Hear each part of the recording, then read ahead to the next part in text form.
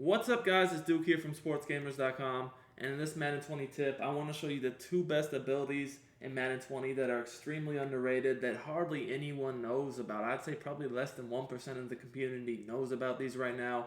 I play someone who uses these abilities every now and then, but they are game-changing when you want to pass the ball, and we're not only going to show them to you, but we're going to compare and contrast the two to show you which one is better and why. So guys, please consider subscribing to our channel if you like our videos, and turn your notifications on so you don't miss any of our tips when they go live, or our content or videos when they go live. Drop us a like and we can continue doing these videos for you guys.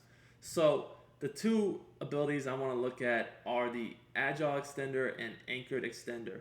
Now on regs, Russell Wilson has the Agile and Ben Roethlisberger has the Anchored, and I'll show you guys the difference of the two as well in the game menu so you can see. But essentially, Agile is more so evading the first sack attempt by a DB, whereas Anchored is more so breaking the first sack attempt by a DB. Now in either scenario, these are both huge because, as you guys know, if you're passing the ball this year, the big dime 146 is the defense you're going to see a lot, which has the blitzing slot DB coming free, and this is a very tough blitz to consistently block. I mean, you can do it, but still, even sometimes you do the right stuff, it still comes free, so it's really annoying.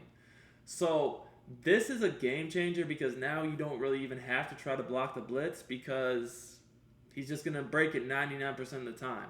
Now, I want to show you examples of both so I can explain why I think the one of Russell Wilson, which is the Agile Extender, is better than the Anchored.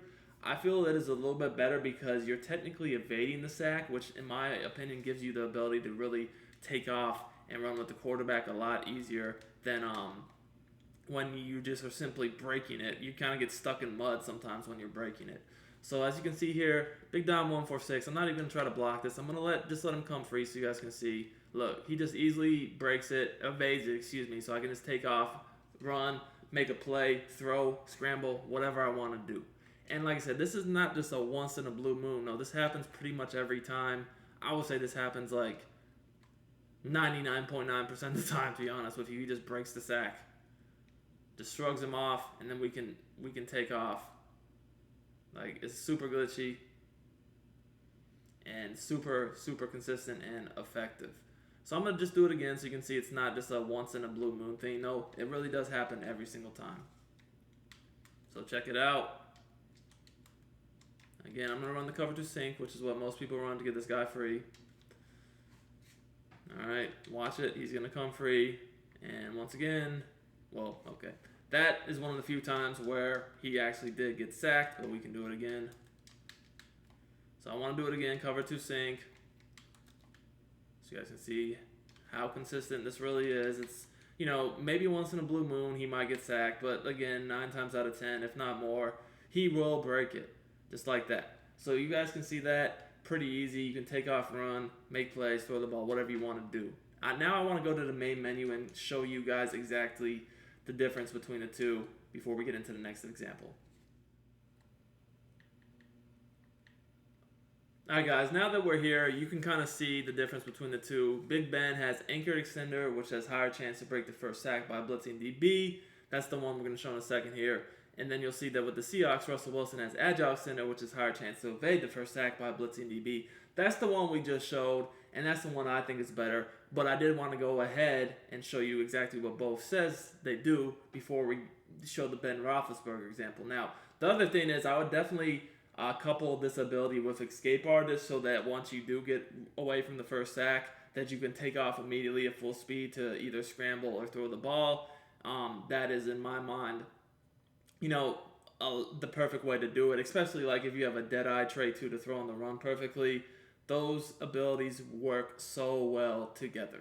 Now that I've explained this, let's show the Ben Roethlisberger example so you can see the difference between Agile and Anchored Extender.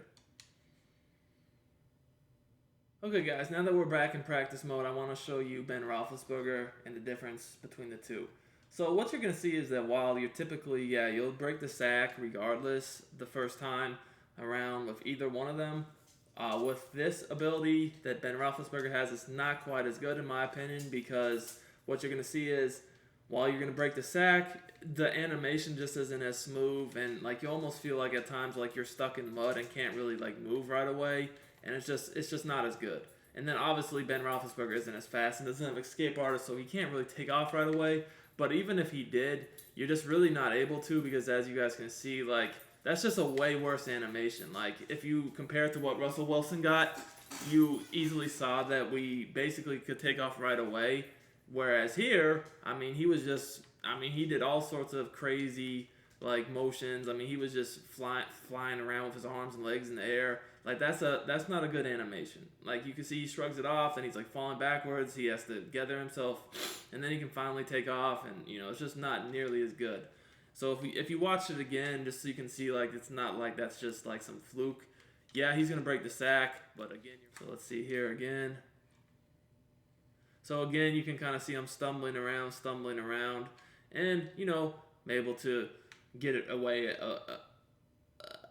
Initially, I guess you could say, but the same thing kind of happened as the first time. We're not getting that really quick animation to where we can just immediately go away. We're falling over, we're stumbling, arms in the air, legs unbalanced, falling over to the side, gathering ourselves. Yeah, we're breaking it, but it's just not smooth. It's not nearly the same animation, and you kind of get stuck. And even like I said, even if he was fast and did have escape artist, really just not getting the same control of the quarterback right away. So that could, because what a lot of people do with this defense is they'll have the D tackle be a goon, maybe with a pass rusher lead or some sort of pass rushing trait or ability, I should say. Ability.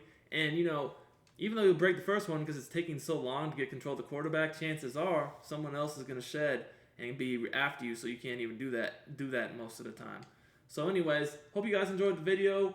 Please check us out at sportsgamers.com for the best Madden 20 tips and ebooks, and we will see y'all next time with some more great content.